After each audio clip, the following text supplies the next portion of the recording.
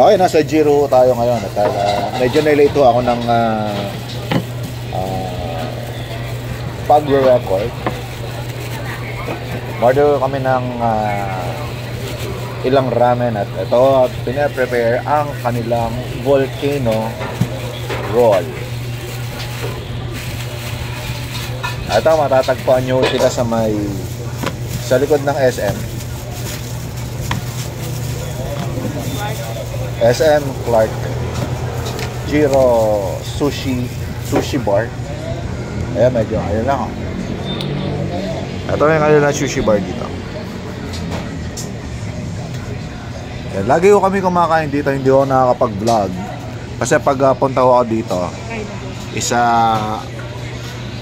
pagod ho ako. Wala na ho akong ganang mag-vlog. Pero nandito si, ano pangalan mo, sir? Si Sir Ronald. Ikita mo silang mag-ano rito. Mag-visit tayo ng kayong tindahan dito sa may Jiro Sushi Bar. I-invite ko po kayo dun sa Jiro Sushi Bar. Sa likod po ng SM, sa may 3 Park po.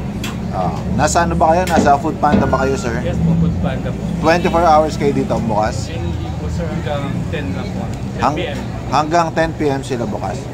Sige, sir. 11 AM po yung opening po. Ano, sir, ang ino-offer nyo dito? Sushi, maki, and ramen po. Ayan. Bisitahin nyo sila dito sa may, ano pa ang tindahan mo ulit? Jiro Sushi Bar. Jiro Sushi Bar. Oo. Sushi Bar by Jiro. Daw, madalas na kami kumakain dito.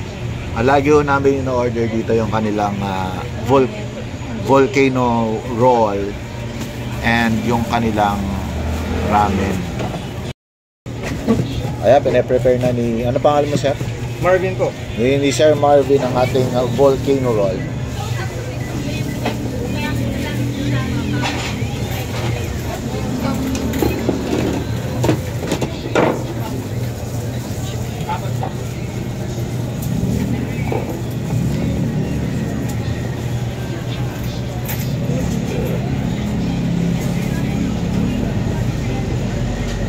Wala, gugutomin ko lang ho kayo ng konti.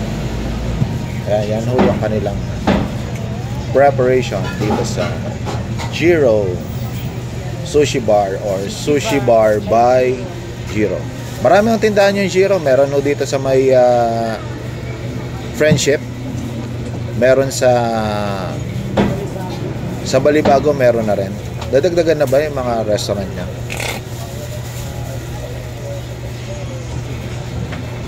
Ayan.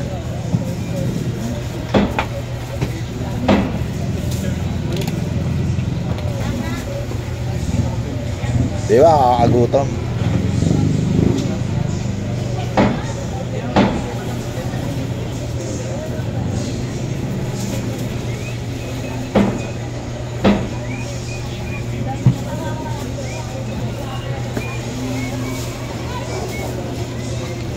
Mas maigi ho yun, nakikita nyo yung pagkain nyo piniprepare kaysa ho yung pagkain nakatago sa kanilang mga kitchen. Kasi hindi nyo alam kung baka bumahing or may hinawakan kung ano. Hindi nyo alam kung ano yung, so mas okay ho yung open kitchen setup. Yan ho isa sa mga hinahangaan ko or advantage ng mga open kitchen setup. Ayan. Presentation pa lang, gutom na.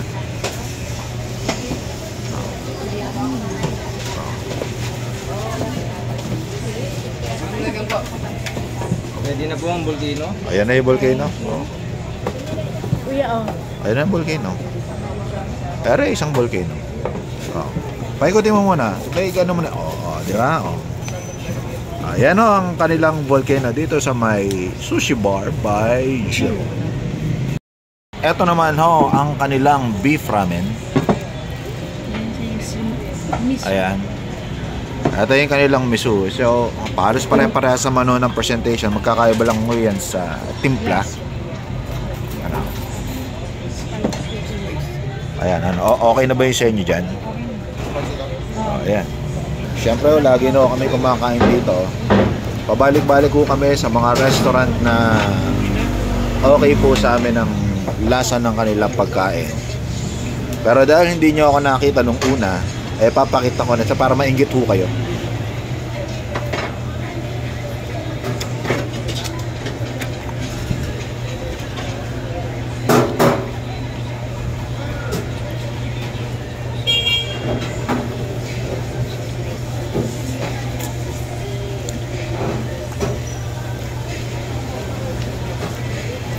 Mainit. Ayan, ganyan.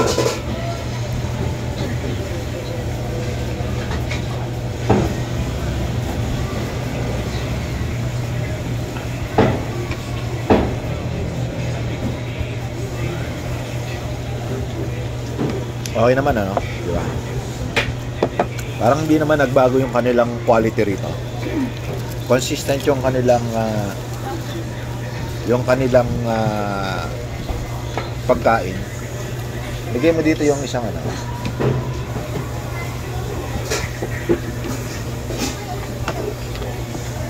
Kaya subukan natin yung pinakamalaki ho, yung laging nasa taas ng kanilang volcano. Parang di kaya sa buong.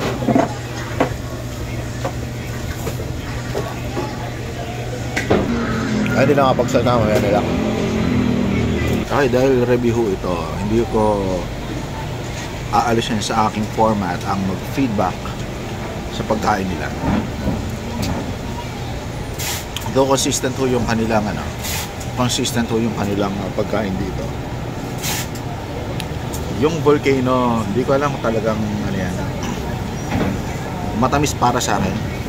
May matamis na sarsa sila para sa akin. Mayonnaise? Ha? Hindi mayonnaise. Na masakit sa lalamunan ko. Yung tamis.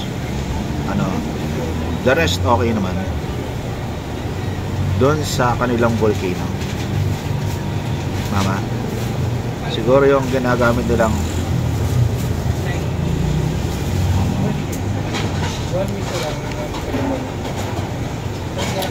hindi ko talaga ako mahilig sa matamis na. Kaya ganun ho yung effect sa akin nung tamis nung kanilang sauce for the volcano. Yung sa ramen, tamang-tama ho yung timpla, yung lasa nung miso kasi miso ho yung in-order ko. Tsaka yung alat. Meron ako in-order na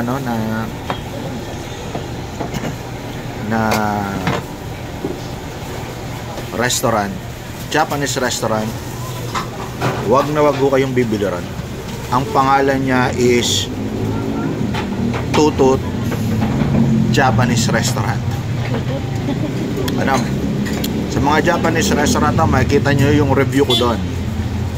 Kapag ka nakita nyo yung nagsabi na walang lasa, kulang yung drinks na pinadala sa akin, ay wag nyo na ho yung wag nyo na subukang umorder sa restaurant na yun dahil mafu-frustrate ho kayo.